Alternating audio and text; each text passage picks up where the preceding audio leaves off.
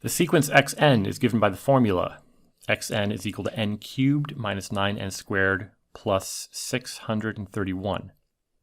The largest value of n for which xn is greater than n plus 1 is 5, 7, 11, or 17. Okay, so what I want to do here, my first thought is to treat this expression for xn as a function of n. Think of n not as being a discrete variable, but instead of being a continuous variable. And you essentially want to find where the monotonicity or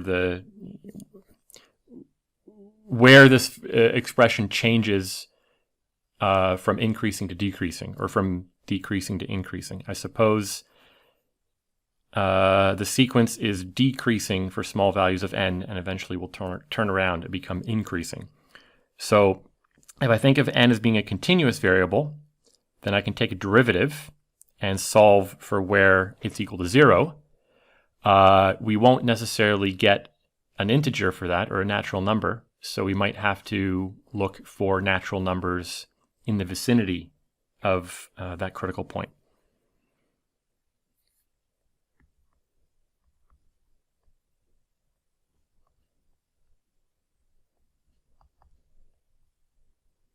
Notice that the 631 doesn't matter here at all, right? The only thing we're worried about is whether the expression n cubed minus 6n squared is increasing or decreasing as a function of n. So I'm going to define a function of n as being n cubed minus 6n squared. I may as well keep the 631 in there. It won't affect anything in the answer because I'm immediately going to take a derivative.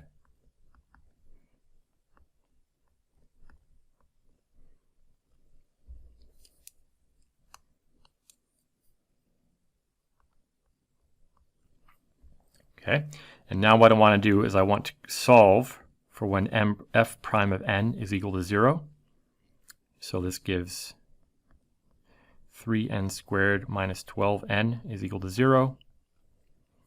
And so, of course, 3n is equal to 12. And so n is equal to 4. So if we plot what this looks like as a function of n,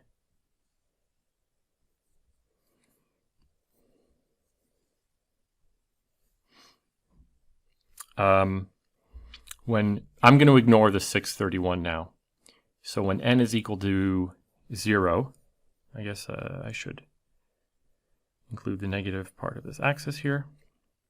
So this is n, and on this axis is xn. I'm going to ignore the 631. When n is equal to 0, we're there. When n is equal to 1, what do we have? 1 minus 9, so negative 8. And this is going to keep decreasing until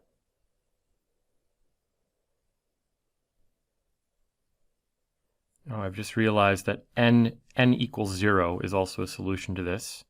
But I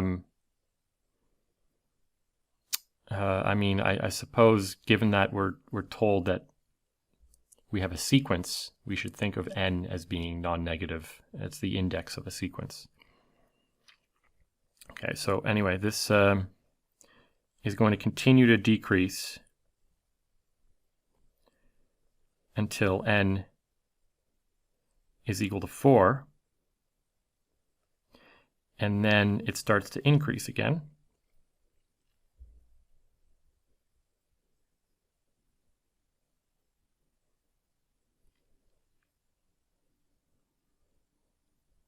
So the continuous version of this thing looks something like that.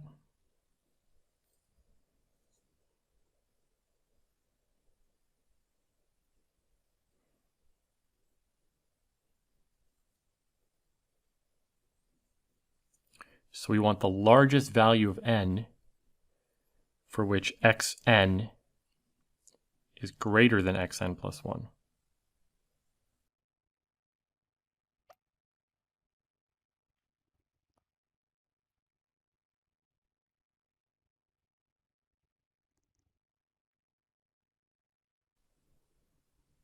Oh, this is a -8. What am I thinking here? This is, f0 is 0. f1 is 3 minus 12. -9. No, it's, oh, okay.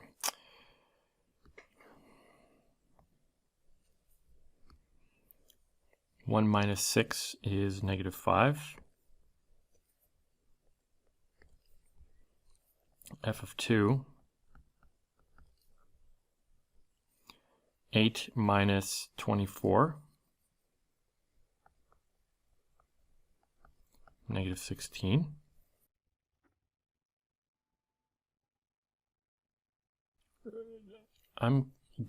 Oh! I wrote the question down wrong. That's why none of my answers make sense. Okay. This is a 9. Wow.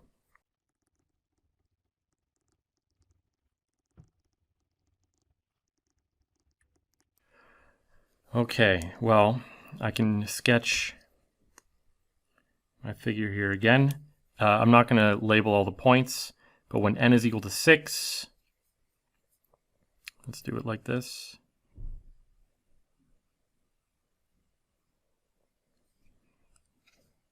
One, 2, 3, 4, 5, 6. So for this value of n, this figure, the continuous version turns around. All these values will be higher, and all the values to the right will be higher, like that. So the largest value of n, where xn is bigger, is going to be this one. Oops. This one here, which happens at 5. So x5 is greater than x6, and that's the last time that this happens, because afterwards the function is increasing.